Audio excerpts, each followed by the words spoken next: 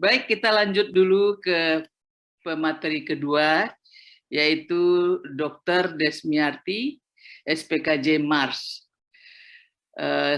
Dr. Desmiarti akan membawakan presentasinya dengan judul Sindrom Kardiometabolik dan Kesehatan Jiwa, Rantai Sebab dan Akibat. Jadi sekarang Dr. Desmiarti adalah Direktur Utama Rumah Sakit Suharto Herjan sejak tahun 2020. Baik, Dr. Desmiarti, waktu Anda sama sekitar 20-25 menit. Silakan. Baik, terima kasih Dr. Eti. Assalamualaikum warahmatullahi wabarakatuh. Waalaikumsalam warahmatullahi wabarakatuh. Yang saya hormati moderator Dr. Eti selaku guru saya, kemudian juga para peserta, profesor, guru, dan teman sejawat sekalian, serta para panitia yang sudah menyelenggarakan acara ini. Sesuai dengan tugas yang diberikan kepada saya akan memaparkan tentang sindroma kardiometabolik dan kesehatan jiwa dari rantai sebab dan akibat. Baik, tadi Dr. Azimatul sudah memaparkan dengan baik bagaimana stres itu berpengaruh secara molekuler, interseluler, sehingga mempengaruhi dan menyebabkan kardiometabolik. Saya akan menjelaskan dari sisi HPA aksis dan sisi saraf otonom ya. Ini adalah pokok bahasanya yang akan saya sampaikan. Ada beberapa ungkapan yang mungkin ternyata memang kita akui kebenarannya. Bagaimana kehidupan emosional kita itu kita tulis di hati kita, di jantung kita. Kemudian emosi itu secara langsung akan mempengaruhi fisik kita dan juga pada jantung kita. Kemudian satu lagi, bukan hanya masalah tidak bahagia, tetapi bagaimana perubahan biokimiawi itu terjadi sehingga mempredisposisi orang-orang itu mempunyai masalah kesehatan mental, termasuk masalah kesehatan jantung. Ya, ternyata memang pembahasan tentang kesehatan mental dan jantung, brain and heart, ini sangat banyak ya kita temukan penelitian-penelitiannya. Ini sedikit tentang epidemiologinya. Jantung itu merupakan pembunuh nomor 1 sejak tahun 2000 ya. Kita lihat bahwa insidennya, prevalensinya terus meningkat dan bahkan lebih tinggi, jauh lebih tinggi di antara top 10 yang lain ya. Dan sejak tahun 2000 sampai 2019 terus mengalami peningkatan. Dan ini merupakan masalah yang menjadi perhatian pemerintah. Nah, banyak sekali bahwa gangguan jantung atau myocard infarct dengan komorbiditas gangguan mental itu mortalitasnya meningkat hingga 19%. Kemudian kita tahu juga bahwa usia harapan hidup pasien gangguan berat skizofrenia itu ternyata lebih pendek dari populasi umum. Dan kita tahu bahwa skizofrenianya sendiri tidak mungkin membunuhnya. Berarti ada hal lain yang membuat kenapa usia harapan hidupnya lebih pendek. Kemudian beberapa pasien psikiatri di Amerika juga kehilangan potensial dalam hidupnya. Kemudian juga kita lihat insiden depresi itu terdeteksi pada 20-40% pasien dengan gagal jantung kronis, dan ini 4-5 kali lebih tinggi dari populasi umum. Dan ternyata pada pasien-pasien gagal jantung yang mengalami komorbid depresi, itu kualitas hidupnya bisa menjadi lebih buruk, kepatuhan pengobatannya rendah, morbiditas dan mortalitasnya menjadi lebih besar, dan juga menyebabkan peningkatan rawat inap serta biaya kesehatan yang lebih tinggi. Memang ketika terjadi komorbiditas gangguan mental pada penyakit-penyakit kardiovaskuler ini menyebabkan masalahnya menjadi lebih rumit. Dan banyak insiden-insidennya depresi dan kardiovaskuler ini ternyata 1 dari 5 pasien CPD itu 1 mengalami depresi, artinya 3 kali dari populasi umum. Kemudian juga 1 dari 3 pasien stroke pertama kali itu ternyata mengalami depresi cukup besar, berarti 30% lebih ya. Dan beberapa juga ya skizofrenia juga dengan gaya hidupnya, kemudian efek dari obat-obatannya dan sebagainya juga bisa meningkatkan resiko dari kardiovaskuler. Demikian juga gangguan ansietas, PTSD dan sebagainya juga akan mempredisposisi bisa terjadinya sindrom metabolik, peningkatan diabetes dan juga sindrom kardiometabolik. Nah, ini bisa kita lihat juga bahwa banyak area-area di otak itu ternyata berhubungan dengan area-area di jantung dan bisa menggambarkan klinisnya seperti apa. Dan klinis ini bisa kita lihat dari gambaran EKG-nya. Misalnya seperti prefrontal cortex ya, kita lihat bagaimana di sini mempengaruhi HRV-nya. Kemudian bagaimana juga mempengaruhi aktivitas dan blok dari saraf simpatetik, sehingga di perubahan EKG-nya bisa kelihatan adanya tingginya frekuensi dari HRV. Kemudian juga insular cortex ya, di sana bisa menggambarkan ketika terjadi gangguan itu bisa terjadi atrial aritmia, kardiak hipertrofi dan lain-lainnya. Dan ini bisa kelihatan juga dengan gambaran EKG, adanya atrial fibrilasi, kemudian adanya ST depresi dan lain-lainnya. Hipokampus juga berperan ternyata ketika terjadi gangguan bisa menyebabkan hipertensi, miokard infark, atrial fibrilasi, dan kelihatan di EKG-nya juga adalah atrial fibrilasi. Demikian juga di brainstem ya, kita lihat bahwa sebenarnya dengan memanfaatkan EKG kita bisa sedikit memprediksi ada tidaknya gangguan jantung pada pasien-pasien gangguan jiwa misalnya, pada pasien-pasien dengan masalah di otaknya. Jadi kita bisa memprediksi kemungkinan terjadinya gangguan jantung sehingga kita bisa mencegah morbiditas lebih lanjut. Dan ini adalah beberapa dampak dari depresi dan ansietas. Kita bisa lihat bahwa ujung-ujungnya dengan beberapa hal adanya peran dari disfungsi otonomik, kemudian HPA aksis, kemudian faktor-faktor perilaku yang menjadi negatif, gaya hidup yang tidak sehat, diet yang buruk, kemudian dan sebagainya, itu bisa meningkatkan resiko dari gangguan jantung. Ini salah satunya tadi faktor-faktor eksternalnya. Dan pada pasien-pasien dengan gangguan mental, hal ini biasanya merupakan yang umum terjadi. Merokok, kemudian aktivitas fisik kurang, diet yang tidak sehat, belum lagi mereka di bawah garis kemiskinan, personal hygiene yang buruk, edukasi yang rendah, akses ke pelayanan kesehatan juga berkurang pada pasien-pasien dengan gangguan mental. Kita bisa lihat sendiri bahwa kadang-kadang proses rujukan pasien-pasien dengan gangguan jiwa, komorbiditas dengan gangguan fisik, itu biasanya sedikit mendapatkan hambatan karena perawatan pasien-pasien jiwa tertentu itu di rumah sakit tertentu tidak selalu menyediakan. Kemudian juga pembiayaan dan asuransi, bisa kita lihat bahwa tidak semua asuransi membiayai kesehatan jiwa. Kemudian juga efek obat yang diterima oleh pasien-pasien dengan gangguan jiwa itu juga bisa mempengaruhi sehingga menyebabkan adanya kelainan pada jantungnya. Dan ini memang harus kita perhatikan dari awal. Ini beberapa patofisiologinya, tadi juga Dr. Azimatul sudah menjelaskan. Nah, ini juga stres sistem, bagaimana dari HPA aksis, kemudian juga dari sistem saraf otonom, ini masing-masing pada jalurnya akan mempengaruhi sistem organ tubuh ya. Dan kalau kita lihat di sini, ketika dari sistem saraf otonom ini biasanya pada stres-stres yang akut ya, bagaimana simpatisnya meningkat, kemudian parasimpatis menurun, itu adalah mekanisme bagaimana kita bersiap siaga untuk mengatasi suatu sinyal bahaya ya. Sehingga tubuh kita itu mengerahkan seluruh energinya untuk mengatasi problem tersebut. Ya, nah, ketika melalui jalur HPA aksis, itu bisa kita lihat bahwa HPA aksis juga dengan peranan kortisolnya juga mempunyai fungsi yang sama untuk mengatasi problem tersebut. Nah, tetapi ketika ini terjadi, ternyata efeknya tidak hanya bagaimana kita bertahan, ada efek-efek lain yang timbul.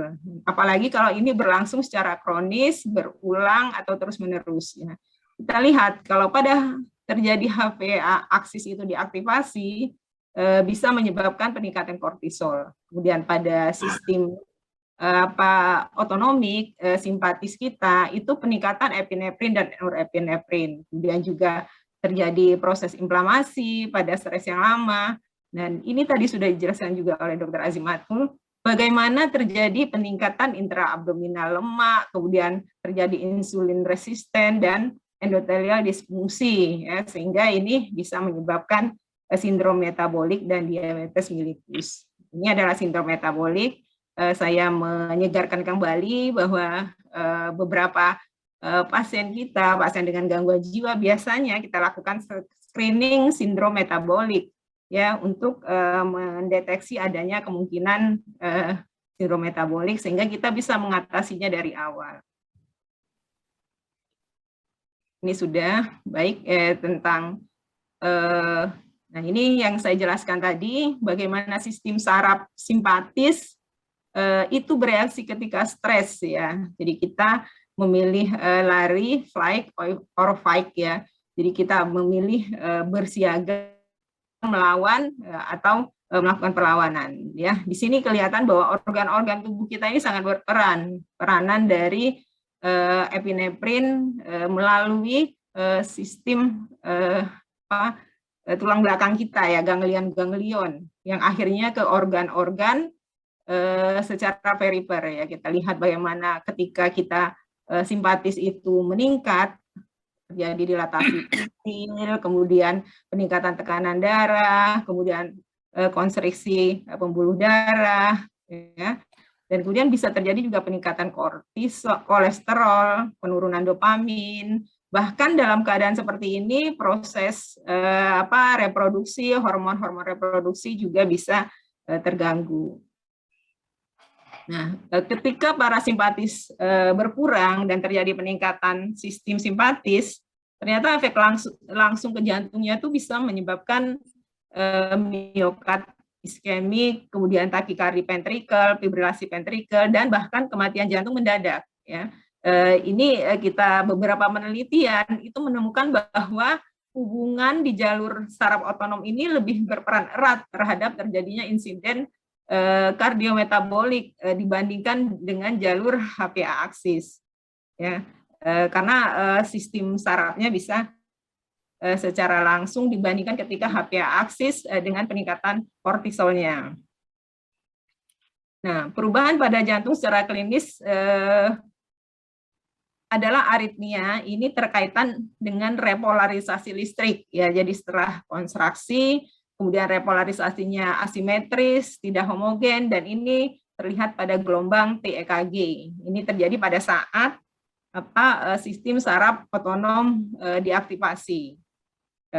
Bisa juga terjadi kerentanan aritmia ini terjadi juga ketidakseimbangan aktivitas simpatis pada jantung kanan dan jantung kiri, sehingga dapat mengganggu homogenitas elektrofisiologisnya, repolarisasi ventrikel, predisposisi aritmia. Bahkan kita bisa menemukan ada istilah Takotsubo kardiomiopati. Itu biasanya pada orang-orang dengan stres tinggi, kemudian pada wanita yang pasca menopause, ya. Dan itu bagaimana bentuk ventrikel kanannya itu melebar.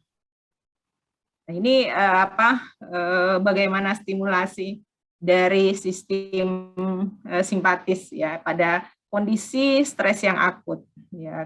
Kita bisa merasakan ketika kita mengalami cemas, takut yang berlebihan, ada stres, itu bagaimana detak jantung kita meningkat, tekanan darah kita meningkat, nafas kita pun lebih cepat dan lebih pendek, dan ini bisa kita rasakan, ya, sehingga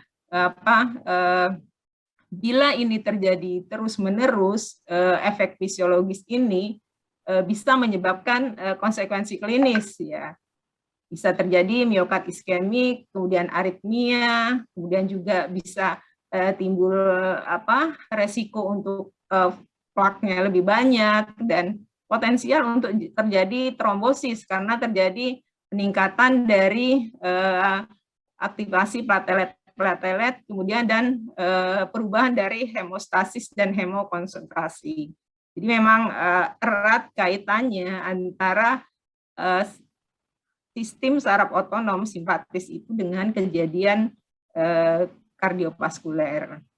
Bagaimana dengan melalui HPA aksis? Bisa kita lihat ya, respons stres melalui HPA aksis itu mulai dari hipotalamus, kemudian hipotalamus itu akan menstimulasi pituitari untuk mengeluarkan ACTH, kemudian glandula adrenal untuk mengeluarkan kortisol. Ya, tentu saja ketika kortisol sudah ada di dalam darah, itu akan terjadi mekanisme negatif feedback agar kortisolnya tidak berlebihan. Dan ketika ini terjadi terus-menerus, bisa terjadi disfungsi dari feedback ini, sehingga kortisol bisa terus-menerus diproduksi.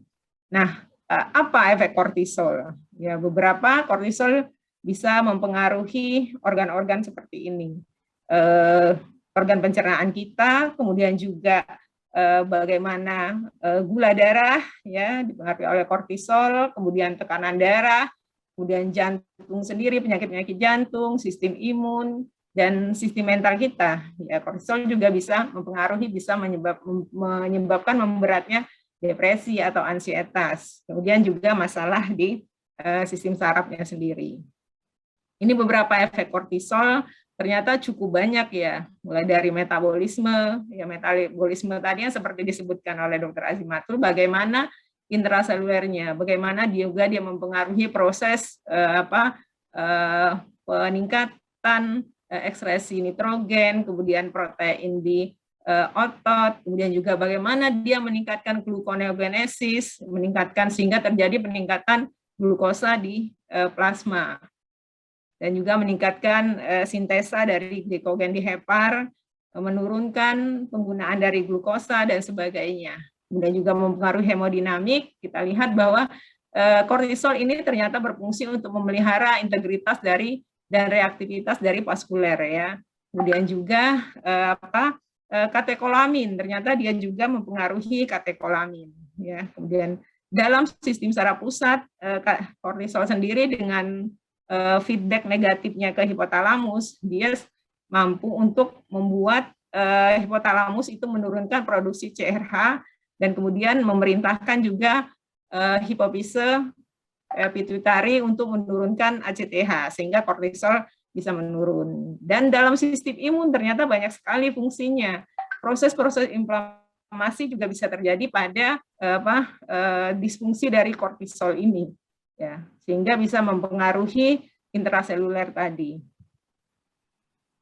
Ini adalah mekanisme bagaimana terjadinya korelasi antara hiperkortisol dengan terjadinya peningkatan gula darah ya kalau kita lihat di sini.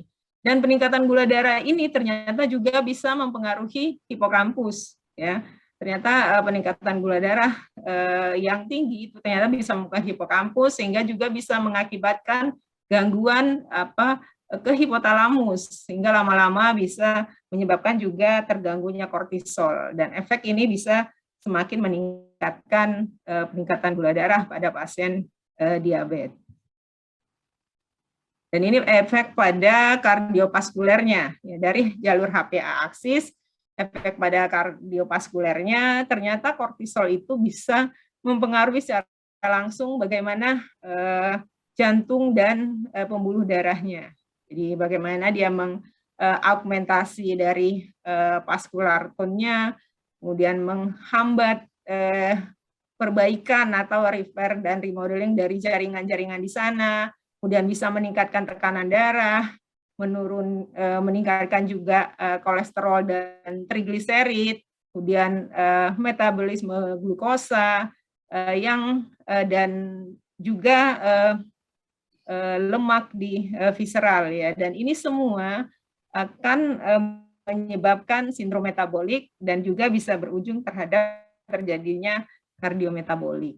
Ya. Dan ini adalah ketika dua-duanya itu berperan, baik itu jalur simpatis maupun jalur HPA aksis, tentunya akan semakin berat kondisi organ-organ tubuh ini. Dan ini mempengaruhi jantung bisa melalui dua jalur, ya, jalur melalui HPA aksis, melalui sistem saraf otonom, melalui kortisolnya, kemudian juga melalui dari peningkatan katekolamin, sedangkan jalur simpatis secara langsung dia akan mempengaruhi, bahkan juga bisa melalui baroreseptor langsung ke jantung. Nah, ini tentu saja akan menimbulkan gangguan pada sistem kardiovaskuler.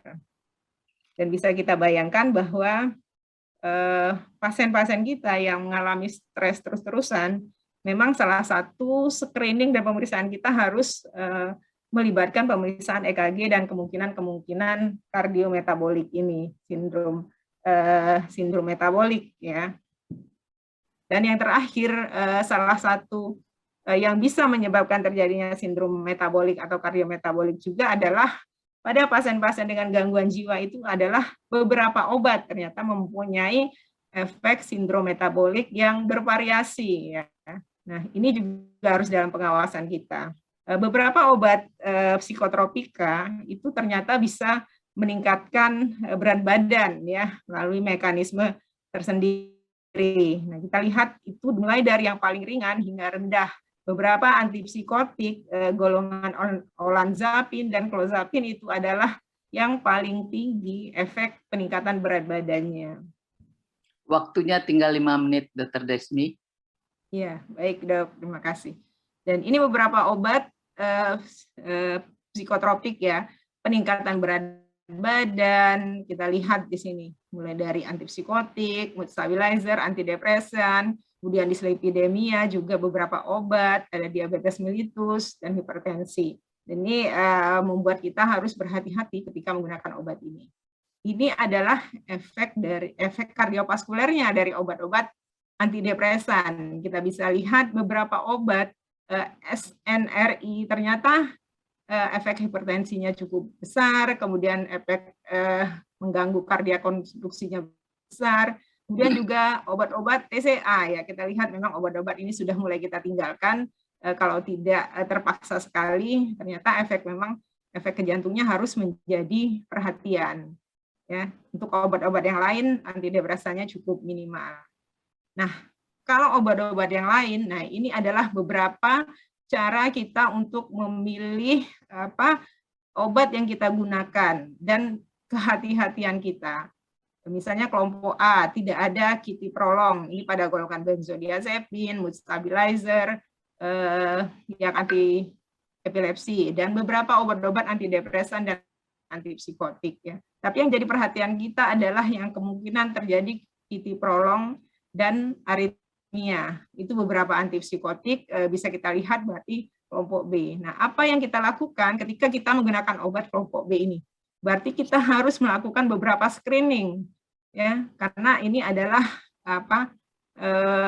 berpredisposisi kemungkinan terjadinya kitiprolol, ya, atau aritmia. Jadi kita harus melakukan pemeriksaan, ya. Di sini sudah dijelaskan beberapa hal yang bisa kita lakukan. Kita bisa lihat obat-obat kelompok B-nya seperti apa adalah sebagai berikut, dan ternyata bahwa obat-obat antipsikotik itu sebagian besar adalah berkemungkinan bisa menyebabkan terjadi kitiprolol, ya, dibandingkan obat-obat antidepresan dan mood stabilizer, ya.